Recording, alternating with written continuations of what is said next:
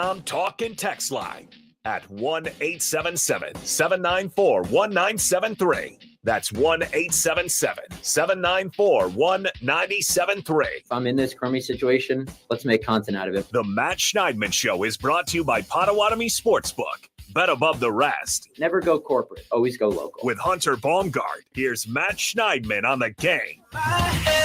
It's the Matt Schneidman Show, Friday, December 13th. And before we start talking about Packers, I want to just start a little chant here, Hunter, if you wouldn't mind. Do you mind? Start a little chant? A little chant. Okay. Devin Williams. Oh. Devin Williams. Matt, yeah. It's the Matt Schneidman Show without Hunter Baumgardt. Have a wonderful night, everybody. Oh, yeah. We got a closer, baby. We got a closer. Yeah, I mean, Brewerland, we knew it was coming. Yep. And listen, I understand that those are the perils of being a small market team, but I am happy to get one of the best closers in baseball, considering we didn't have a true closer. A little inside baseball here to start the show. Luke Weaver was phenomenal for us down the stretch and into the World Series. Mm-hmm. But, you know, he's a former starter, kind of a middle reliever. He's probably better suited to be a eighth inning guy. Doesn't really have true closer stuff. Devin Williams does. And Clay Holmes, our former all-star closer, just fell apart. Now a New York Met. They're probably third starter. Have fun with that. And now Devin Williams, a New York Yankee. And what better way to start his Yankees career than a season opening series in the Bronx against the Milwaukee Brewers? Yeah, that's going to be a good one there in that series. Brewers going to have their work cut out for them, facing Max Fried, facing Garrett Cole, etc. Can you give us a scouting report on one Caleb Durbin? No, well, I can't really because I've never seen him play. Okay. Nestor Cortez, he was going to be our fifth starter, all-star 2 years ago. Mm-hmm. A little inconsistent the last couple seasons. Obviously gave up the walk-off grand slam to Freddie Freeman in game 1 of the World Series because he was injured for a while. But he's a good back-of-the-rotation starter for us. So he'll be a good piece for Milwaukee. I like Nestor a lot. And then Caleb Durbin, Brian Cashman is a genius, the Yankees GM, because recently at the onset of winter meetings, he said, yeah, Caleb Durbin is the odds-on favorite to be our starting second baseman. And we all thought, oh, okay. This guy's never played in the bigs, but he's one of our top prospects. Oh, and then the Brewers said, oh, he's going to be your starting second baseman. We'll take him. No. He was never going to be our starting second baseman. It was just to raise his value for a trade. And now we move Jazz Chisholm to second. We sign Alex Bregman in a little bit. And then we go back to the World Series and maybe we'll beat the Dodgers. Yeah, I mean, the Brewers have made good trade after good trade after good trade. So I am very much trusting them in the process because it has been really good. The return they got for Josh Hader has turned into William Contreras. You can go on and on. The Corbin Burns deal. We've got Joey Ortiz, our Brewers starting third baseman throughout the year. Last year was really good. So the Brewers have done really well when it comes to kind of doing the balancing act of needing to trade these star players. They kept Willy Adames. Usually they trade a player like that, kept him through. He carried him through and got him to another division title. So we shall see, but interested to see how Devin Williams in New York goes. And unfortunate, though, that his last inning as a Brewer was the homer to Alonso. That's the and I have Brewer fans all in my mentions today. Enjoy him. Enjoy the playoff choker. Brewer fans just don't like how I troll, and that's fine. But Devin Williams is still one of the best relief pitchers in baseball. All right, that's enough baseball talk for today. Packers Seahawks on Sunday. We're gonna have Michael Sean Dugar coming up at 6:20. He's our longtime Seahawks writer at The Athletic, one of my good pals at our company. We'll dive into the Seahawks with him, but first, some very notable news off the Packers side of the injury report today. First, do we want the good or the bad first, Hunter? We want some positivity. Let's say good news. Okay, so Edgerrin Cooper, who has missed the last 3 games with a hamstring injury, was a limited participant in practice to start the week. I don't actually know what he was today. I just know that he's good to go. He's playing. So the rookie linebacker, second-round pick from this spring, who has done some really nice things this year, will be back for the first time in a month after suffering that hamstring injury in the week leading up to the Dolphins game, I want to say. Yes. Romeo Doubs cleared concussion protocol. People were getting a little concerned about that. And as we've talked about plenty on this show, concussions are not all the same. It's not a one size fits all. It's not the same return timetable for everybody. So after he drew that defensive pass interference call against the 49ers in the end zone, I want to say, goes down holding his head. He's been in the protocol ever since, almost 3 weeks now, a little less. Hasn't been able to talk to us because you're not allowed to talk to reporters when you're in concussion protocol. He was a full participant in practice both days this week and then cleared from the protocol today. Great sign for the Packers getting Doubs back. Evan Williams suffered the concussion last Thursday, and this just, supports my point that all concussions are different. Evan Williams already out of the concussion protocol, so he won't even miss a full game, while Romeo missed several. So Evan Williams will be back starting at safety alongside Xavier McKinney. Romeo Doubs will be at wide receiver. Edgerrin Cooper will be at linebacker. Corey Ballantyne, with that knee injury he suffered on the opening kickoff of the Dolphins game on Thanksgiving, he is questionable. He practiced each day this week. And then Javon Bullard out with the ankle injury. We knew he was going to be out. Luke Musgrave out. That's not a real surprise. He just resumed practicing this week from a 2-month absence. And then Jair Alexander out. That's the surprise. Yeah. We've talked all week on this show how I expected him to play. And I stood by that. I did say on 9 to noon, on No BS this morning, that I fully expected Jair to play, even though you never truly know with him. And this is why. This is why I say you never truly know with him, because these sorts of things have seemed to happen a couple times over the last several seasons. Jair Alexander, a DNP at practice today, and he wasn't even present. I'm assuming he was in the building today because it wasn't disciplinary. It wasn't personal for why he didn't practice.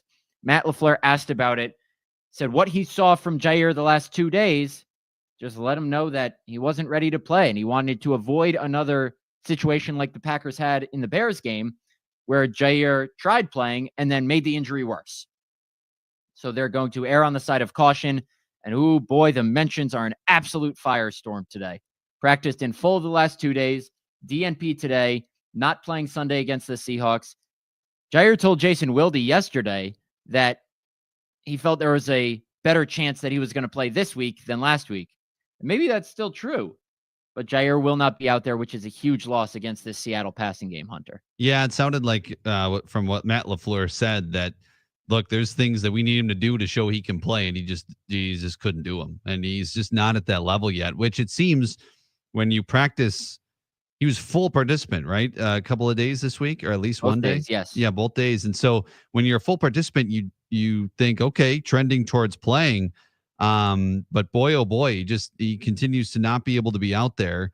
And, again, these calls, and like you said, in your mentions too, and this comment here on the stream, it's time to move on from Jair. I've seen this guy on Twitter too. He's been in my mentions saying it's time to move on from Jair. Jeff on X giving us that, He's but or on Twitter, as you call it. But yeah, I think I disagree with people who say to move on, because like you have said countless times, he's such a good player and it's too early to do that. And he could have a full season next year of all healthy games. It's just unfortunate because he's missing a lot. And again, I feel like we're having this conversation every week where he's missing a lot of big games, and Seattle's a big game. It's a game against one of the top teams in the NFC and a division leader, and against a wide receiving core that you really want Jair Alexander out there. Now, it's great that you're going to have Evan Williams back there. That's big.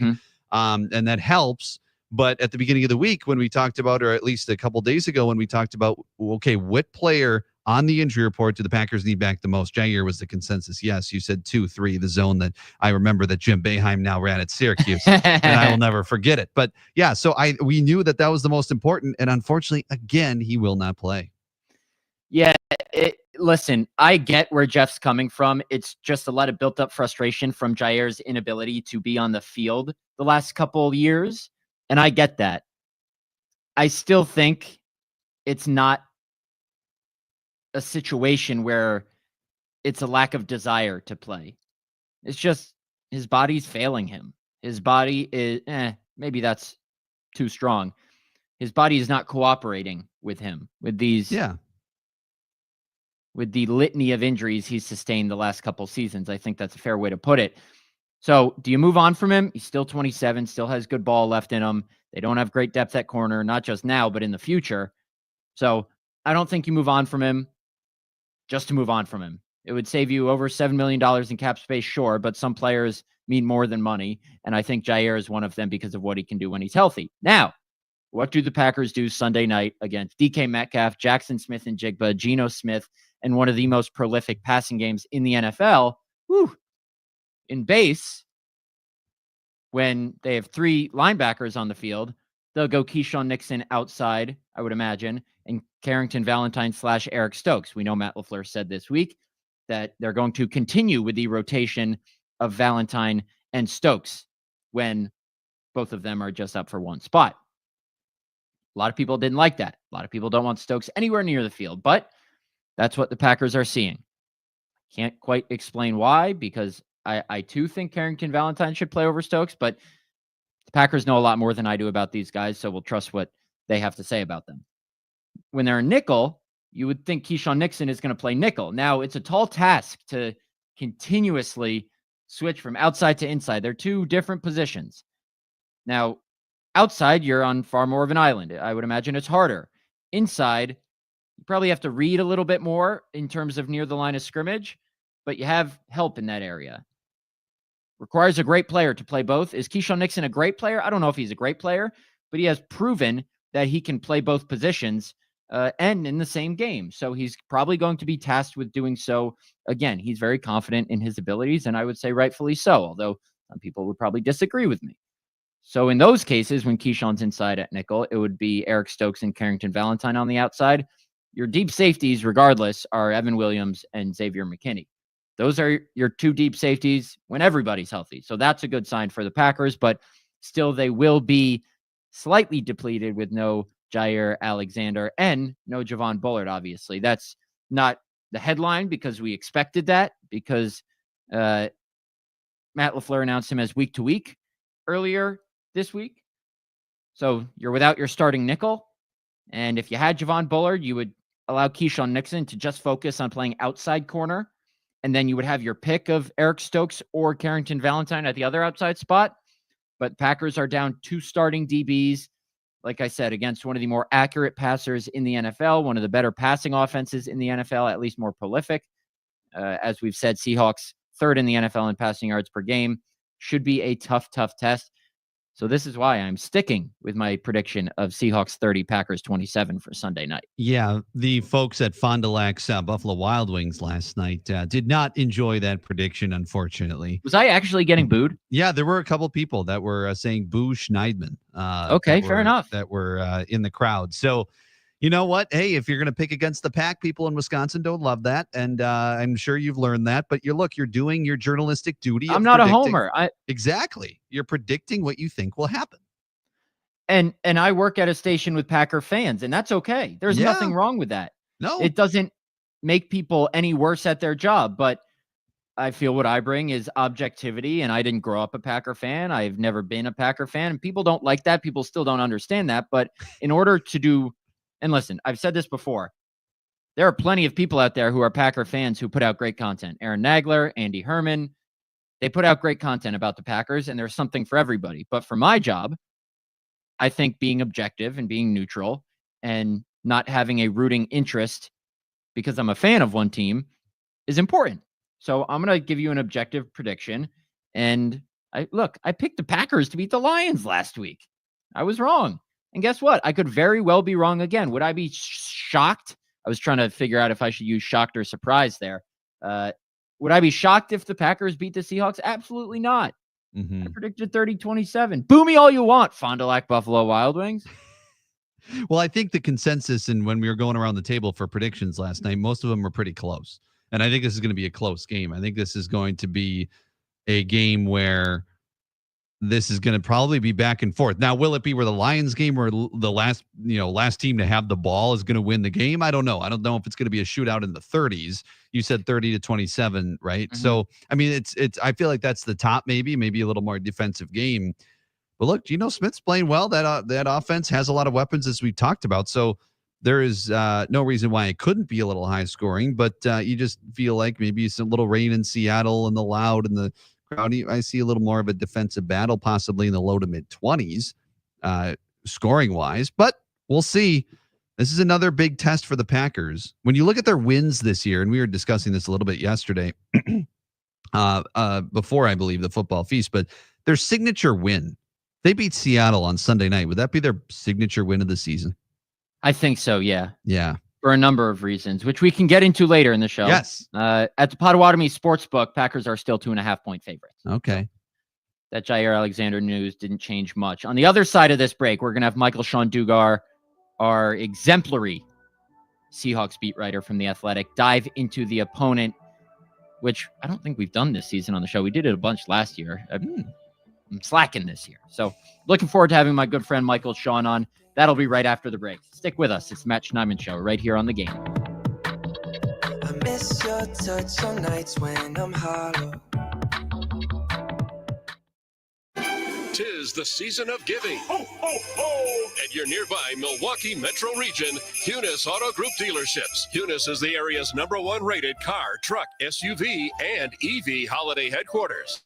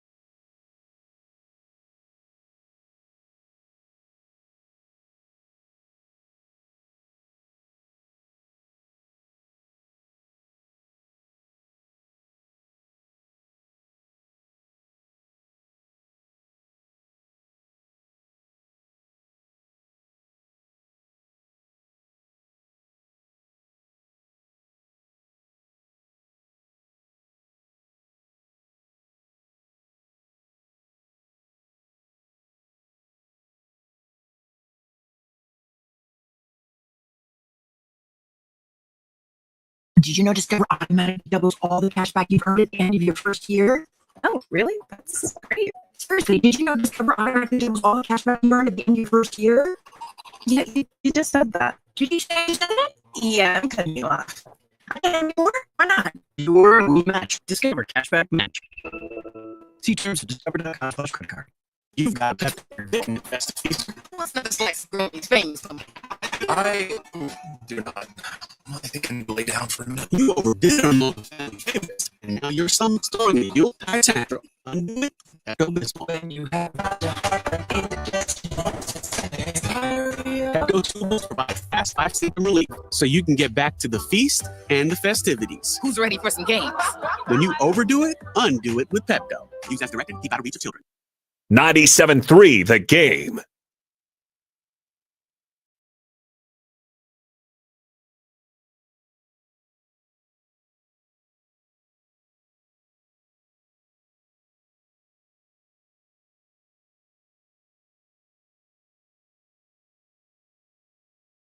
Friday, December 13th, loading up Michael Sean Baumgardt on the line to preview the Seattle Seahawks.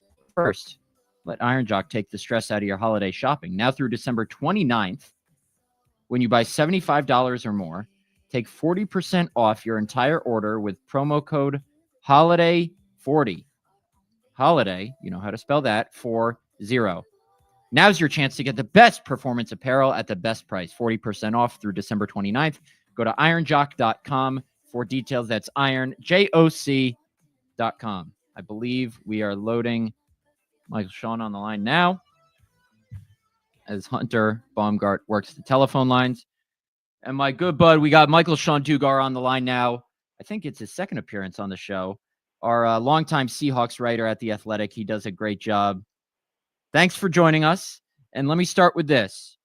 So the Packers obviously are not going to be featuring Jair Alexander.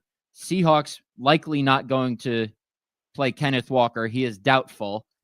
But is there much worry from Seattle's side given what Zach Charbonnet is capable of and what he did last week against Arizona? Yeah, Matt, I think last week really changed how people kind of view, if there was like a war for Ken Walker and football, like there is in baseball, his war probably dropped a little bit in the eyes of Seahawks fans based on what Zach was able to do. Went for like $130 on 22 carries, couple touchdowns, and he did a good job at something that Ken Walker, once you're on a team for long enough, they start to focus more sometimes on what you can't do instead of loving what you can. And since Ken's in year 3, he's been getting a lot of heat for just being an improv artist at running back. You know, he cuts back a lot. He doesn't always follow the gap because he knows that, hey, I can take this little inside run 80 yards if I cut back and maybe bounce it outside. And that can get frustrating at times. So what Zach did a good job of last week was just trusting the blocking. He was following gaps. He's not an improv guy. He's the equivalent of a pocket quarterback, at the running back spot. He's just going to do what the play says. He ain't going to move around it much. And he did a great job. And I think because he was able to do that and the offense had success, put up a 30 ball in Arizona, I think there's less of worry going into this Packers game if Ken does not suit up, which I agree with you. I really don't expect him to on Sunday night. I think the last player to suit up after he was doubtful was Max Crosby last year. Like it doesn't happen at all. If you want more in-depth on the Seahawks and Packers, this big-time matchup on Sunday night, Mike and I did kind of like a joint preview at The Athletic. That's up there now if you want to really dive into the weeds. But something I thought was interesting that you said was how, a big reason Jackson Smith and Jigba is going off this year, 6th in the NFL in receiving yards, is because of the attention DK Metcalf gets. To slow down Smith and Jigba, though, you got to take away resources from DK, and then he'll beat you over the top. So explain this, pick your poison type of thing the Seahawks have going at receiver with a guy who can put the ball wherever he needs it in Geno Smith. Yeah, and I'll do a shameless plug here. We got a film breakdown on that coming on the Seahawks Man-to-Man podcast. Yes. A YouTube-only exclusive that we do every Friday. That's dropping, I think, in about 20 minutes on our YouTube channel, Seahawks Man-to-Man. And, yeah, it's been really effective for Jackson Smith and Jigba. He had his biggest game in Week 9 when DK didn't play. But otherwise, he is directly benefiting from teams being so scared of DK running past them that they're, like, quite literally in the Arizona game, leaving him just wide open.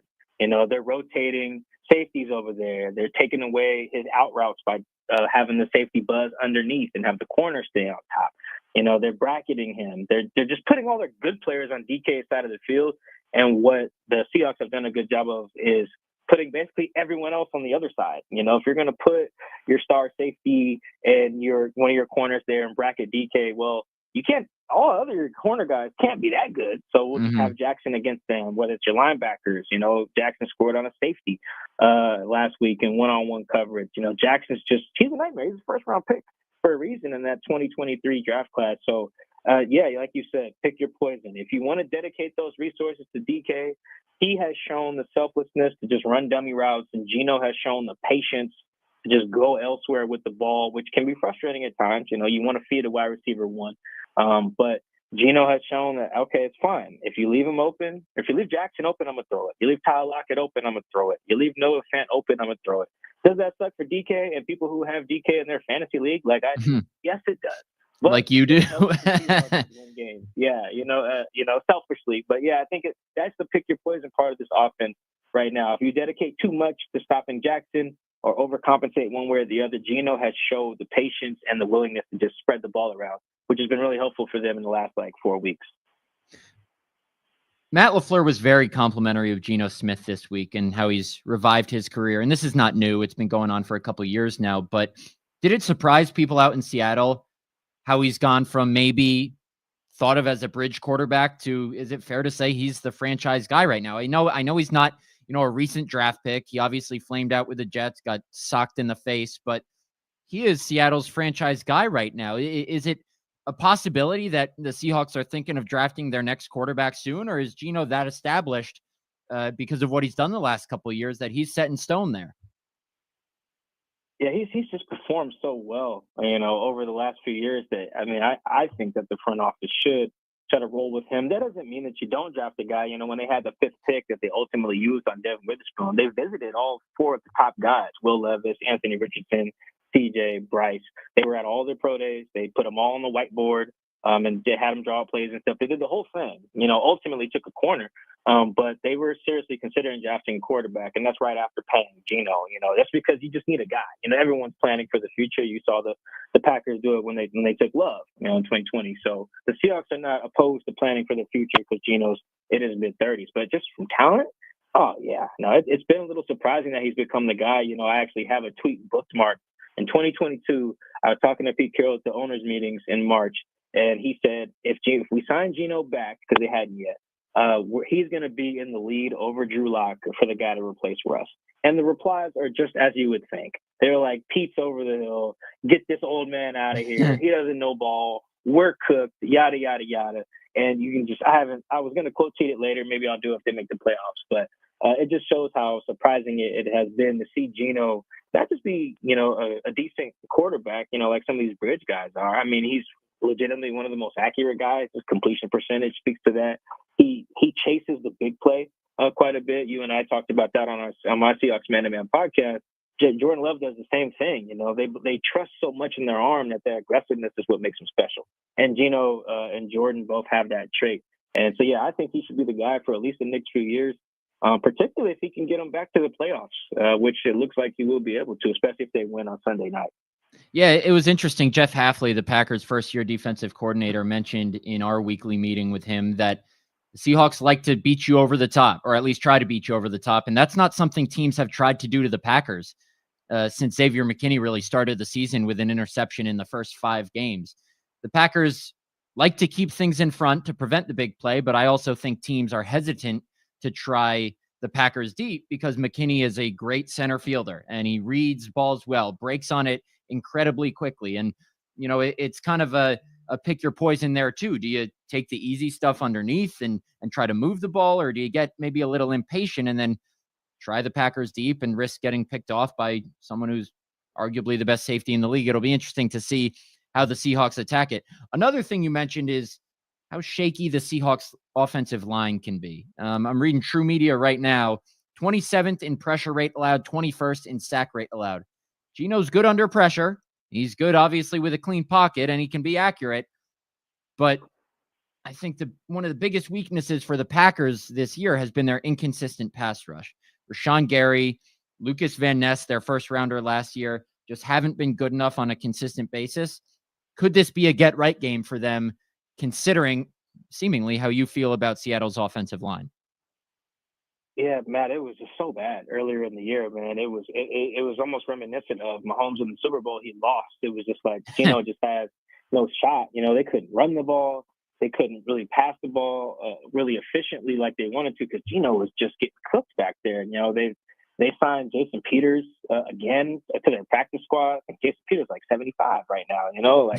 They're like, hey, we might need you, buddy. It's never really good when you're making those type of moves because their guy Abe Lucas, their 3rd round pick in the 2022 draft, was dealing with a knee issue. So they were rotating right tackles for a little bit. They were literally having their right guards fight for the starting job every week in practice and then rotating them in the games. Their center was bad. Connor Williams, veteran they signed from Miami, that dude just retired during the bye week just out of nowhere. Their O-line was really just a struggle for quite a bit. But with all that said, it has settled down a lot. Abe Lucas, who I mentioned, is back. They have a 6th-round rookie, Sautawa Laumea, playing at right guard, playing pretty well, actually. They replaced that retired center with Olu Oluwatimi, who was the Remington Trophy winner at Michigan in 2022, I believe. And he's been playing well over the last 4 starts. So it was a train wreck, but it's been getting a lot better, and I think that's why they're starting to have success offensively, because they've settled things down. But we'll see. They had their struggles against the Jets, and for all the problems that the Jets have, that is a still talented front line. Arizona Cardinals, they do not have a talented front line, and Geno wasn't sacked last week. So this will be maybe a little bit of a litmus test for both, maybe the Packers pass rush and the Seahawks O-line. Like, both units probably are licking their chops a little bit, thinking this is going to be the game we dominate, and the unit that is right probably will determine the game. I totally agree with that. I think the X factor here is, can the Packers get Geno Smith off his spot and not let him just pick them apart, whether it's underneath or over the top with all that time in the pocket. Let's flip to the other side of the ball. And I've heard more about the Seahawks defensive line and Leonard Williams this week than anything when these guys are talking about Seattle. They like to move Leonard Williams around, is something these guys have said when watching Seahawks tape. And they just cycle them in and out. I know Daniel Jeremiah had a tweet earlier this week, and you know this all too well, but for any Packer fans who follow DJ, just mentions how the Seahawks probably have the deepest D-line in the league. They stay fresh. That's something the Packers believe in here too. So, Leonard is obviously the main name, but who else should this Packers offensive line be wary of, whether it's running the ball or throwing the ball with Jordan Love? Yeah, Daniel Jeremiah's tweet was inspired by something that I've noticed, and I asked some of the guys about. Leonard's kind of leading the charge. He leads them in quarterback hits with 17 and sacks with 7. But they're really a pass rush by committee team. Like, Leonard might crack double digits this year, but if he doesn't, they'll have no guys with double digit sacks and still be like a top 5 pressure team and like an average sack team. And the reason is because the way that Mike McDonald, who was the Ravens defensive coordinator last year, structures the defense is just like everybody knows. I'm gonna give everybody a one-on-one. I'm gonna mess with the pass protection rules that the other team has to, at some point in the game, all right, now we're going to get you one-on-one with the right tackle. Well, now Leonard Williams is one-on-one with the center because of the way we show the pressure look. Now, if you got a shaky guard, okay, we'll put Byron Murphy, our first-round tackle, over him, and we'll see if we can get a one-on-one there. Everyone gets a shot. And they have a bunch of guys who have like 2.5 sacks or more, but no one with more than 7. So it's Derek Hall, it's Draymond Jones, it's Jaron Reed, one-time Packer. It's Boye Mafe, who has 5 sacks. I think that's what's unique, and that's probably what prompted Daniel Jeremiah's tweet, is he's looking and saying, well, damn, everybody wins a one-on-one at one point, not just Leonard, which is what's really been clicking with the defense over the last 4 weeks. All right, let's go to the secondary before we get you out of here. Mike McDonald, obviously a defensive coach. He's done some nice things with that secondary. It was already good before he got there, but I think that this cornerback group, it's no Legion of Boom yet, and it may never be. It probably will never be. It's hard to match that Legion of Boom. But Reek Woolen, Devin Witherspoon, Kobe Bryant even. No, not that Kobe Bryant. Rest in peace. They got some dogs back there, and they can make life difficult on this Packer wide receiver group. A very talented, it's not a Packer wide receiver group, as we all know, with, a marquee name or two, but they're pretty deep. 4 guys who can really control a game, and Jordan Love can throw it with the best of them in this league. So tell me a little bit about this Seahawks DB room that I think should get more respect around the league. Yeah, Kobe Bryant is named after Kobe Bryant. That's spelled differently, though. Right? Yes, spelled differently, though he does wear number 8, like Kobe. But yeah, Kobe's playing really well right now with Defensive Player of the Week and Week 12 when he picked off Kyler Murray and ran it back to the house. Julian Love, former teammate of Xavier McKinney's in New York, is playing really well. He was a Pro Bowler last year, has 8 passes defense, 2 picks. This year, Devin Witherspoon plays nickel and both cornerback spots, left and right, like in the same series. Like, this dude is just the way his brain works is really crazy. And what Mike McDonald does a good job of, and he did this in Baltimore as well, is he basically just dresses everything up to run pretty basic stuff. Like, he'll have all these moving parts, and then by the time you snap it or Jordan Love has made his check to try to adjust, it's really just cover 0, but it didn't look like it. Or now it's cover 1. And that goes to something that, Matt, I was looking up this week. Jordan Love, I think, is towards the bottom 3 in the league in dropback EPA against man. But he's like one of the best, top 3 against zone, which is really interesting because to your point about the Seahawks cornerback room, Mike McDonald has a lot of faith in them to just run man. Like he even was doing it against the Jets and Aaron Rodgers with Devontae and Garrett. He was like, don't matter. Cover one, beat us if you can, Aaron. And he couldn't. So I actually think that that's going to be another key matchup. We talked about the trenches, is how often Mike McDonald plays man against the Packers receiver room and whether Jordan can carve these guys up. Because the thing about playing man is if you lose, it could be a tug.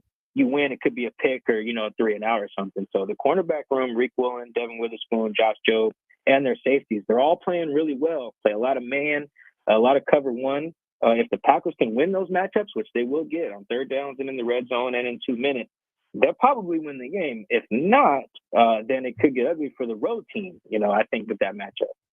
Yeah, the home team in this matchup has won the last 10 times, so maybe the Packers break that streak. Although you and I both don't think they will. I believe you predicted 21-20 in our story, and I predicted 30-27. It would help if the Packers caught the ball. They currently rank 29th in the NFL with 26 drops this season. Only the Browns, Jets, and Giants have more.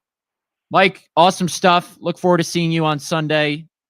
Hopefully not. I don't know. I don't like long flights, so hopefully it's not my first of 2 flights out to Seattle in the next couple weeks, but I'm preparing as if it will be. Awesome stuff from you. See you this weekend, friend. Oh, man. Thanks for having me, man. Yeah, see you Sunday. Have a good one. My pleasure. Take it easy. Awesome stuff from Mike Dugar. Go follow him at The Athletic to get ready for this matchup. Seahawks Man-to-Man podcast is what he does with Chris Kidd, who I believe works for the iHeart affiliate out in the Seattle area. That's a good cornerback room that Seattle has. And it's interesting what he said about how Mike McDonald just trusts them to play man, cover 0, cover 1, and dare Jordan Love and these receivers to beat them. I didn't have that stat in front of me or know that stat about Jordan Love being bottom 3 in dropback EPA against man. I believe him. I'm not going to look it up myself because I believe Mike, but definitely something to watch, Hunter. Yeah, I think so too. And yeah, boy, that cornerback room is stacked. And so Jordan Love's going to have his work cut out for him. It's good defense. I mean, look, they're facing a good defense coming up on Sunday night. And so when that happens, you got to find a way to find some sort of weakness. And I think Jordan Love has been able to do that at times, and other times he hasn't been. So I'm sure, Matt LaFleur, who has done a really good job scheming against defenses in the past, I'm sure he'll come up with some good ways to, supplement Jordan Love with obviously Josh Jacobs. It helps to have Josh Jacobs in a game like that where, your passing attack is going to be challenged, where you just Josh Jacobs, you give him the ball and he can get you a few yards at any time, anywhere. So this could be a bigger Josh Jacobs game. I know last against the Lions, he had the touchdowns, but he didn't necessarily have the yardage. Mm-hmm. So maybe that is, I'd love for him to have the touchdowns again. And then maybe the yardage comes with it this time as well. I would too, because I'm in the fantasy playoffs after losing my league last year, and I have Josh Jacobs, and he's my only starting running back on the team. So there you go. Do it for Matt, Josh. Listen, I don't root for the Packers as a fan, but I do root for my fantasy team. Speaking of that, though, there was Jeff wanted to compliment you and say, keep doing what you're doing. Thanks, Jeff. And listen, you're allowed to feel however you want to feel, even if I disagree. That's okay. We welcome differing viewpoints here. Appreciate you listening, Jeff. The Seahawks ranked 27th in the league in rushing yards per game. But Zach Charbonnet, who's going to start for them this week, 22 carries for 134 yards, 2 touchdowns last week against the Cardinals, 6.1 yards per carry, and he had 7 catches for 59 yards. Matt LaFleur mentioned this week how they also like to use their running backs on screens. Packers did not defend those well last week against the Lions. And I asked Jeff Hafley about that, and I probably should have asked you to get this audio because it was an interesting answer. He said they defended them worse against the Dolphins. So if the Packers want to, keep these 0-yard or 1-yard air yard passes right at the line of scrimmage from turning into explosive gains, they got to defend screens better. Get off your blocks.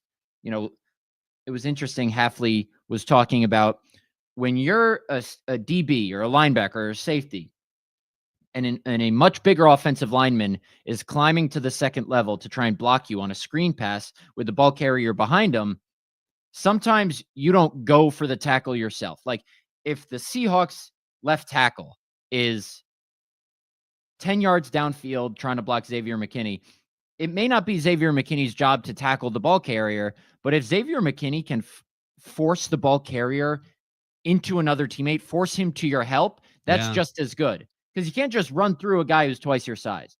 But you can maybe manipulate the spacing so that the running back is forced to go one way or the other, and then your help better be there. So it's an interesting dilemma that the Packers have. They're not easy to defend. Hafley said that he was watching the explosive play reel from around the league. That's what these coaches do, is there's a cut up that they're given of explosive plays around the league. And a lot of them, Hafley said, are screen passes. They're hard to defend. Packers got to figure out how, though. Yeah, they really do.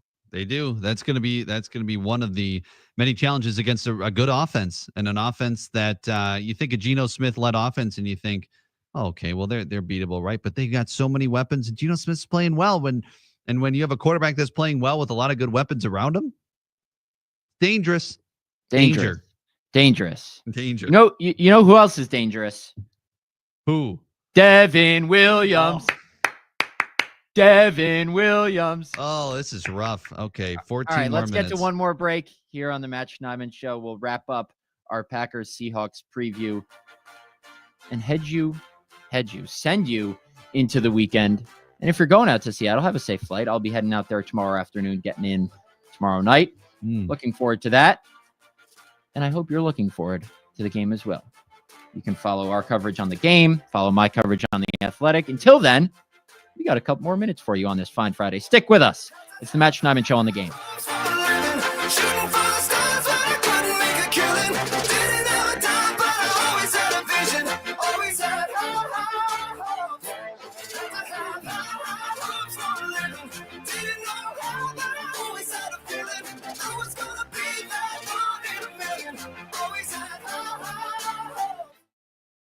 Packers Friday is sponsored by Cousins Subs, Believe in Better, and Horicon Bank, the natural choice. From the Lynch Truck Center, Total Traffic Center, got a crash on the Burleigh on-ramp to 4145 northbound. It's at the bottom of that ramp, partially blocking the right mainline lane, jammed back to North Ave. Eastbound 94 still lousy, 92nd to pass the stadium. If you see any issues, call the Total Traffic Tip Line at 414-944-5111. This report is sponsored by eBay. We all got a thing. Yes, even you. If you love fashion, car parts, trading cards, whatever you're into, it's on eBay. So go find the thing that keeps you up at night. eBay. Things people love. Get ready for the moment we've all been waiting for. It's the 300K season finale giveaway at Potawatomi. Friday, December 20th, watch your entries from Bird Bash, Cash Clash, and Winter Stash. All pile into one massive drawing for a chance at up to 50 grand cash. Be there to win your share. December 20th, only at Potawatomi Casino Hotel, Milwaukee. Learn more at paysbig.com/finale. Must be 21 years old to play. Are record energy costs putting a squeeze on your fixed or limited incomes? With limited incomes not keeping up with the lingering effects of inflation, you might be one of tens of thousands of Wisconsin residents who are struggling to survive in the blistering heat of summer or the bitter cold of winter. While you haven't asked for it, the Keep Wisconsin Warm Cool Fund and your local energy assistance providers are here to help. No Wisconsin resident should ever have to face the challenge of living without heat or power or face homelessness. For a hand up, apply today and call 1-800-506-5596. That's 800-506-5596. Or visit www.kwwf.org. The holidays are happening at Diamonds Direct. Still rushing to finish your holiday shopping? Don't worry, we've got you covered. This weekend only, it's our last chance sale with 20% off virtually everything. Earrings, bracelets, pendants, and more. Plus special financing options up to 5 years. But don't wait. This is your final opportunity to find the perfect gift at the best value before the holidays. Plus special designer appearances. Visit us during extended holiday hours or shop online and pick up in store. Our 20% off last chance sale ends Sunday. Learn more at diamondsdirect.com. Get even more savings this holiday season by becoming a Milo's Rewards member. Don't miss new member deals dropping every week, like $15 off a purchase of $50 or more on select Bounty, Charmin, and Puffs paper products. Plus, get free standard shipping with Silver Key status. Just one more way Lowe's is here to help you shop, save, and enjoy the holidays. Join for free today. Milo's Rewards program subject to terms and conditions. Visit Lowe's.com/terms for details. Subject to change. Exclusions and more terms apply. Visit Lowe's.com/shipping terms for details. If you've been too busy to sign up for your health insurance plan, it's understandable. It's also why there's Health Markets. At healthmarkets.com, you can see the plans available to you and even speak to a licensed insurance agent. Just dial pound 250 and say Health Markets. They'll answer your questions, and when you're ready, even help you apply. Just dial pound 250 and say Health Markets. Getting your new health insurance plan could be easier than you think. Health Markets Insurance Agency, Inc. is licensed as an insurance agency nationwide except in Massachusetts. The Fox 6 weather experts are presented by AdventKnows.com. Increasing clouds this afternoon with temperatures in the 20s and wind chills in the teens. Then temperatures rise overnight, getting us into the 40s on Saturday. There is a chance for wintry mix late Saturday afternoon, then mainly rain through Sunday morning. I'm Fox 6 meteorologist Stephanie Barrichello. This report is sponsored by BecomeAteacher.com. Are you looking for a job where you can earn competitive pay, get great benefits, and change lives in your community every day? The answer is teaching. Get started at BecomeAteacher.com today. That's BecomeAteacher.com. Milwaukee's FM home for sports. 97.3 The Game.